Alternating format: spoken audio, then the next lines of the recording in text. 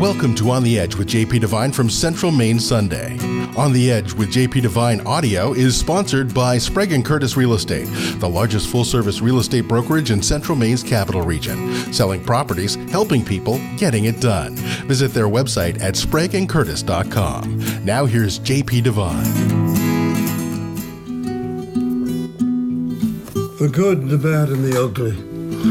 6 a.m., the moon is down. After a long night of fullness and confusion, it looks down on a strange landscape strewn with the remains of a once beautiful autumn. Imagine how confused the leaves must be, thinking they had been thought dead and forgotten. Resurrection, a Christmas miracle. Now here it is, another day, with merriment and madness, sharing the dawn breeze. After a week of punching out one word after another and wiping them off, I confessed to she, I'm a failure, drained out, empty. You are not a failure, she says, as she wipes breakfast crumbs from my Christmas sweater. You think of something, you always do. I do. Well, I must keep writing it for no other reason that she believes in me. You always do.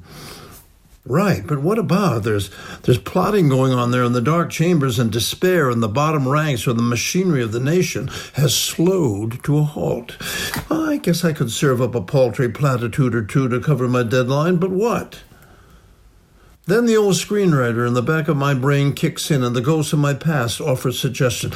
Everyone, they say, has their own dreams and scripts they favor. Give them a movie with choices. So I will. The good. Former Congressman Bruce Poliquin sits in the lobby of the airport, his dreams in shatters. What's left of his hair is damp with sweat. Perhaps the great man will appoint me to the Supreme Court, he muses. Strangers from Minnesota and Missouri pass by, failing to recognize him. The great salesman Willie Loman could tell him that is the beginning of the end. Congressman-elect Jared Golden is wandering down a hallway in Washington now, inhaling history. Jared is busy gathering his staff and picking out furniture for his tiny office.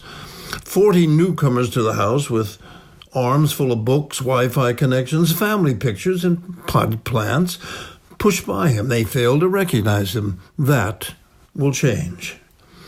The man whom the Lakota Sioux would have named he who wears long ties sits alone in the Oval Office, surrounded by piles of wall sketches. Concrete, no. Steel planks, no. Marble or alabaster, yay. Sounds nice. The wind today is cold. His cabinet, those who have not resigned, huddle on the other side of the door. Both are afraid to come in, afraid to breathe, afraid of the news that comes pouring in. And Coulter said, what? They hear their boss screaming and throwing empty Diet Coke cans against the wall. Mueller's caravan of black SUVs is coming through the front gate. So soon? It was supposed to be February, wasn't it? Hitler thought D-Day would be late summer, but Eisenhower surprised him. Surprise is a gift of the winner. The bad. Mar-a-Lago, a warm summer day. The dreaded shutdown is in its first full year. The economy is in full decline. Still, the largely unemployed base, even in the breadlines, are happy. So POTUS's numbers have reached an all-time high. He's elated, yet morose. He has whimsically moved the part in his hair to the other side. Iraq and Afghanistan have joined to become one country. ISIS has sent delegates to Washington to join Russia in a joint negotiation.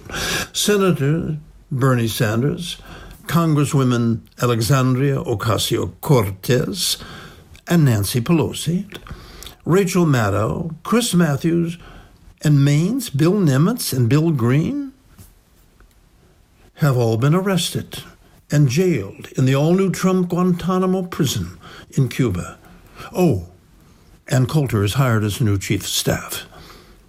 The ugly. the very, really ugly. Christmas Eve, 2023. All along the continental border, following the dust storms and the tumbleweeds, what used to be called Rio Bravo del Norte is now simply called that water behind the fence. Having run out of tents, railroad boxcars have been ordered.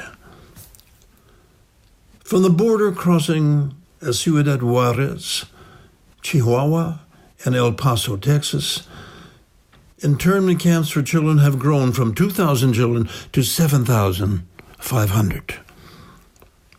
Railroad boxcars have been ordered. Destination? Undisclosed. Dawn is near. The moon is down. A group of young women with their newborn babies huddle in the cold. A young soldier from Colorado selects one, and he covers her with his army blanket. She smiles. Non interim in Chapita. It begins again.